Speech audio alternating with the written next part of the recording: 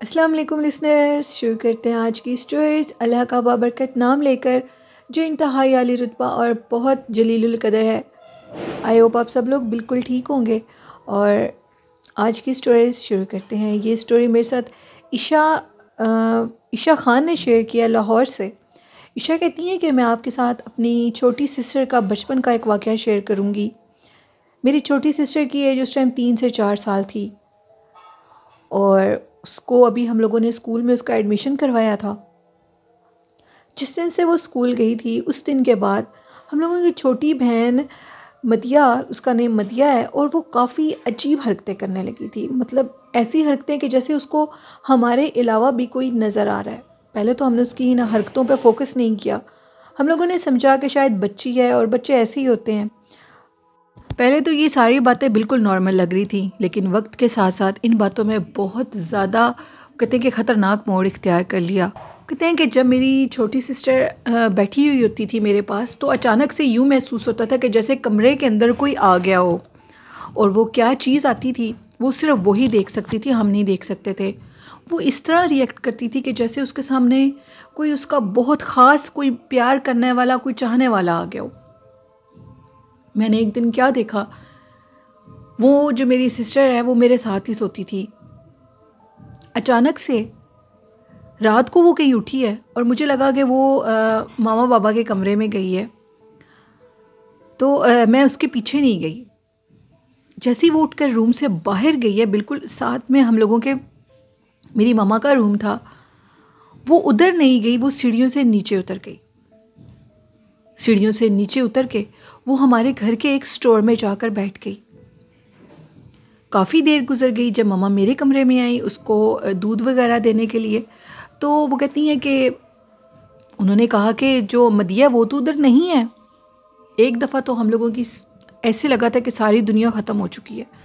हम लोग आधी रात के टाइम चीखने लग गए और सारे घर में घूमकर उसको देखने लगे, लेकिन मदिया कहीं पर भी नहीं थी। हम लोगों का घर जो कि 10 से 15 कहते हैं कि मरले का है, वहाँ पर हम लोगों ने क्या देखा कि हम लोगों का जो लास्ट में स्टोर है, जो कि बिल्कुल नीचे हम लोगों के एक बिल्कुल बंद वॉशरूम है और उसके साथ वो अटैच से वो स्टोर बना हुआ है।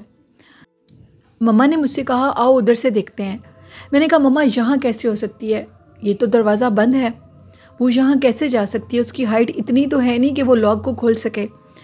मेरी मम्मा ने कहा कि एक दफ़ा हमें यहाँ से देख लेना चाहिए। जैसे ही हमने वहाँ से जाकर देखा उस लॉक को खोलकर, जो कि की से बंद नहीं था, वैसे दरवाज़ा बंद था, तो अंदर मदिया बैठी हुई हंस रही थी। उसकी हमारी तरफ कमर थी और ये महसूस हो रहा था कि जैसे सामने कोई बैठा हुआ हो और वो उससे खेल रही थी। मेरी अम्मी ने एकदम चीख उनकी निकली और कहती हैं कि मम्मा ने फ़ौरन उनको उठा लिया, उस बच्ची को उठाया, मेरी बहन को। उठाने के बाद कहती हैं कि वो हम लोग उसको ऊपर ले गए। जैसे हम लोग ऊपर रूम में लेकर गए तो मेरी मम्मा ने पूछा कि ये तुम क्या करी थी और उस कमरे में तुम कैसे गई हो। वो किसी बात का कोई जवाब नहीं देती थी और बिल्कुल हमारे सामने ऑपोजिट डायरेक्शन में हंसने लग जाती थी। उसको हमारी किसी चीज़ की कोई होश नहीं थी। होश थी तो ना दिखने वाली मखलूक की, जो कि उसको बहुत ज़्यादा परेशान कर रही थी, उसको बहुत ज़्यादा तंग कर रही थी। मम्मा ने कहा कि अब ये जो काम हुआ है ये मामूली नहीं है। पहले तो मैं इसकी इन हरकतों को मामूली समझ रही थी और ये समझती थी कि शायद बच्चे इसी तरह होते हैं, लेकिन अब ये हरकत मामूली नहीं है। हमें फ़ौरन किसी अल्लाह वाले से रुजू करना होगा। और हमने इसी तरह किया। हम अपनी बहन को, मेरी जो वो कहती हैं कि खाला है, उनके जो हस्बैंड है उनके एक जानने वाले मुफ्ती साहब हैं और उनके पास हम उसको ले गए।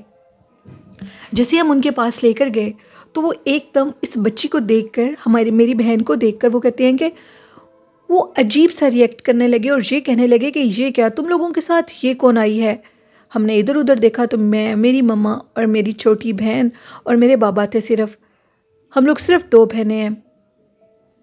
कहती हैं कि उस टाइम पर जो मेरी हालत थी वो कोई भी उसको समझ नहीं सकता। मदिया कहती हैं कि ईशा कहती हैं कि उस टाइम तो दिल इस तरह था कि जैसे जान निकल जाएगी। कुछ समझ नहीं आ रही थी कि आखिर हुआ क्या है। मुफ्ती साहब ने मदिया को देखकर कहा कि इसके साथ कोई और भी मखलूक है, यानी एक लड़की, वो इसके साथ मुसलसल खेलती है और वो इसको तुम लोगों के साथ रहने नहीं देती। मदिया जब भी हमारे साथ रहती थी तो वो ऊंचा ऊंचा रोने लग जाती थी। आप खुद सोचें कि 3 से 4 साल की बच्ची की क्या एज हो सकती है, बिल्कुल मासूम। वो कहती हैं कि उसके बाद मुफ्ती साहब ने कहा कि इसको नीचे बिठाओ और तुम लोग दूर हट कर बैठ जाओ। जैसे हमने उसको नीचे मुफ्ती साहब के पास बिठाया और ख़ुद हम बिल्कुल दरवाजे के पास जाकर बैठ गई तो अचानक से मदिया ने ऊंचा ऊंचा रोना शुरू कर दिया और मदिया की आवाज़ में एक खौफनाक बच्ची की आवाज़ आ गई। वो बच्ची ये कहने लगी कि मुझे इससे दूर मत करना, मैं इन्हीं के घर में रहती हूँ, मैं इसे बहुत प्यार करती हूँ, ये मेरी छोटी बहन है, मेरे और कोई बहन भाई नहीं है, मैं इसको बिल्कुल नहीं छोड़ूंगी और इसको अपने साथ ले जाऊंगी। मुफ्ती साहब ने एक ज़ोरदार थप्पड़ मदिया के मुंह पे मारा। हम लोगों का दिल ऐसे था कि जैसे बिल्कुल अब ख़त्म हो जाएगा। मुझे हार्ट अटैक होने लगा था जब मदिया के मुंह पर इतनी ज़ोर की थप्पड़ पड़ी। मुफ्ती साहब ने कहा कि मदिया को इसकी ज़रा भी तकलीफ़ नहीं आएगी, ये मदिया के लिए बहुत बेहतर है। उन्होंने मदिया को उनके बालों से थोड़ा सा ज़ोर से पकड़ा और पकड़ के ये कहा कि इस बच्ची को नामुराद औरत छोड़ दे, अपना असल रूप दिखा, तू एक बच्ची नहीं है, तू कोई चुड़ैल जादूगरनी लगती है। उसी के साथ मुफ्ती साहब ने कहा कि अचानक से वो एक खौफनाक रूप में आ गई। वो एक बुढ़िया चुड़ैल थी जो कि हम लोगों के घर के नीचे वाले स्टोर में रहती थी। वो बुढ़िया चुड़ैल जब बिल्कुल मुफ्ती साहब के सामने आ गई तो ये कहने लगी कि मैं इस बच्ची का खून पी जाऊँगी, मैं तो इस बच्ची को खाना चाहती हूँ। कहते हैं कि बिल्कुल छोटे बच्चों के खून से हम लोग हमेशा जवान और तंदुरुस्त रहते हैं। मुफ्ती साहब ने कहा कि तू ऐसा नहीं कर सकती, इस बच्ची को तू कोई नुकसान नहीं दे सकती, जितना नुकसान देना था वो तू दे चुकी। जिस पर उस चुड़ैल ने ये कहा कि अभी तो मैंने इसको कोई नुकसान नहीं दिया, अभी तो मैं इसके साथ बहुत खूबसूरत रूप में आकर एक बच्ची के रूप में इसके साथ खेलती हूँ और ये मेरे अलावा नहीं रह सकेगी। अगर तू इसको इसके माँ बाप के साथ रखने की कोशिश करेगा तो नुकसान उठाएगा। मुफ्ती साहब ने हमें एक बोतल में पानी दिया और कहा कि ये पानी जिसमें आबे ज़मज़म का पानी और करबला की मिट्टी शामिल है, इस पानी को ले जाओ और इस पानी को इस बच्ची के मुंह पर ज़ोर ज़ोर से छींटे मारना। अल्लाह के हुक्म से ये मखलूक पीछे हट जाएगी और कोशिश करो कि उस स्टोर में उस जगह पर बच्ची बिल्कुल ना जा सके। मेरे बाबा ने कहा कि हम उस स्टोर और उस वॉशरूम के आगे एक दीवार खड़ी कर देंगे और उस जगह को हमेशा के लिए बंद कर देंगे। मुफ्ती साहब ने कहा कि अगर तुम ऐसा करोगे तो बहुत खूब होगा। मुफ्ती साहब ने कहा कि ये सब कुछ तुम लोग मेरी मौजूदगी में करोगे। मुफ्ती साहब ने कहा कि ये काम हमें 3 दिन के अंदर मुकम्मल करना होगा, 3 दिन के अंदर ही ये पानी भी इस्तेमाल करना होगा। 3 दिन लगातार ईशा कहती है कि हमने उस पानी को इस्तेमाल किया। मदिया को बहुत ज़्यादा फिट्स आते थे, ऐसे लगता था कि बेड से कोई चीज़ उछाल कर उसको नीचे गिरा देगी। और उसके साथ हम लोगों ने जो मज़दूर वगैरह बुलाए, उन्होंने 3 दिन क्या 2 दिन के अंदर वो दीवार नुमा पूरी चारों तरफ से उस जगह को बंद कर दिया। और उसके बाद मुफ्ती साहब ने उस ईंटों की चारों तरफ की दीवार, जिसको ऊपर से भी एक छत नुमा कमरे की तरह बंद कर दिया, उसके ऊपर कोई सूरत वगैरह लिख कर अल्लाह और आप सल्लल्लाहु अलैहि वसल्लम के नाम तमाम लिख कर उसको बंद कर दिया। और उनके ऊपर उन्होंने बाकायदा तौर पर उन नामों के ऊपर एक वज़नी चीज़ रखी और ये कहा कि इंशाल्लाह अब ये मखलूक इधर से अब बाहर नहीं निकल सकेगी। मदिया ठीक हो गई। इस टाइम उसकी एज 7 से 8 ईयर्स है। कहती हैं कि अब वो ठीक है, लेकिन उसको जो तकलीफ़ें आती हैं, अक्सर वो बीमार रहती है, उसका पढ़ने को दिल नहीं चाहता, उसके अंदर ब्लड की कमी हो जाती है अचानक से। हम लोगों ने अभी भी उस घर को नहीं छोड़ा। अब हम लोग वो घर छोड़ना चाहते हैं और उस घर को बंद कर देना चाहते हैं और जल्दी हम इस घर को छोड़कर चले जाएंगे। ये कहानी थी ईशा की जो उन्होंने लाहौर से शेयर की। बहुत शुक्रिया ईशा। और बढ़ते हैं आज की दूसरी खौफनाक कहानी की तरफ। ये स्टोरी मेरे साथ ज़ुहैब ने शेयर की है। ज़ुहैब कहते हैं कि मैं डिस्ट्रिक्ट दादू और फतेहपुर के एक गाँव से ये स्टोरी शेयर कर रहा हूँ। मेरा नाम ज़ुहैब है और मेरे भाई का नाम आकाश है। 15 जनवरी 2021 की बात है। मैं और मेरे भाई रात के 2 बजे अपने मोबाइल पे गेम खेल रहे थे। गांव में सब लोग जल्दी सो जाते हैं, इसी वजह से हम लोगों की चारपाइयाँ थी वो हम लोगों ने घर वालों से दूर की और गेम खेलने लगे, इसलिए कि घर वाले डिस्टर्ब ना हो। हम दोनों गेम खेल रहे थे। अचानक से हमें महसूस हुआ कि जैसे हम लोगों की चारपाइयों के नीचे ढेर सारी बिल्लियाँ बोल रही हों। मैं और मेरा भाई बहुत ज़्यादा हैरान हुआ और ये कहने लगा कि शायद हमने बाहर के दरवाज़े बंद नहीं किए, हमें बाहर से देखना चाहिए। हम लोगों ने जाकर बाहर के दरवाज़े देखे तो बाहर के डोर तो लॉक हो चुके थे।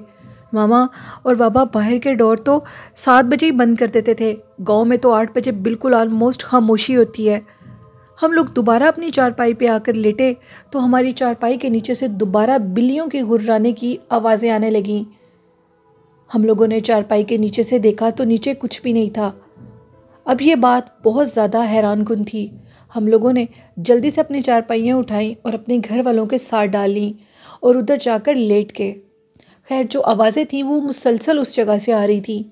सुबह हमने ये सारा वाक़या सबको बताया कि हमारे साथ ऐसे होने लगा है, जिस पर मेरी अम्मी ने ये कहा कि आज से 10 साल पहले भी इसी तरह हुआ था। कुछ जिन्नात जो कि हमारे घर में आ चुके थे। हमने कुछ फ़कीरों को, अल्लाह वालों को बुलाया था और उन फ़कीरों ने, यानी वो कहते हैं, उनकी लैंग्वेज में फ़कीर अल्लाह वाले को कहते हैं, कुछ लोग उनको फ़कीर बोलते हैं। उन अल्लाह वालों ने हमारे घर को आकर उन जिन्नात से क्लियर करवा दिया था। लगता है कि अब वो जिन्नात दोबारा आ चुके हैं और हमें उन फ़कीरों को दोबारा लाकर खाना वगैरह खिलाना होगा और उनसे अपना काम लेंगे। हमने दोबारा गांव के कुछ अल्लाह वालों को बुला लिया, उनको खाना वगैरह खिलाया और फिर उनको ये सारी बात बताई। उन्होंने बहुत पढ़ाई की। पढ़ाई करने के बाद उनको ये पता लगा कि जिस जगह पर हम दोनों भाई अपनी चारपाई डालकर लेटे हुए थे, वहाँ पर जिन्नात का बसेरा था, ठीक उसी जगह पर ज़मीन के अंदर। और वो जिन्नात ये नहीं चाहते थे कि हम लोग उधर चारपाइयाँ डाल कर लेटें। हम लोगों को इसलिए वो ये वार्निंग दे रहे थे कि हम लोग इधर से उठ जाएं, क्योंकि वो उनके भी सोने उठने का टाइम था। क्योंकि मेरी अम्मी ने बताया कि उसी कॉर्नर के ऊपर हमें पहले भी इन अल्लाह वालों ने मना किया हुआ था।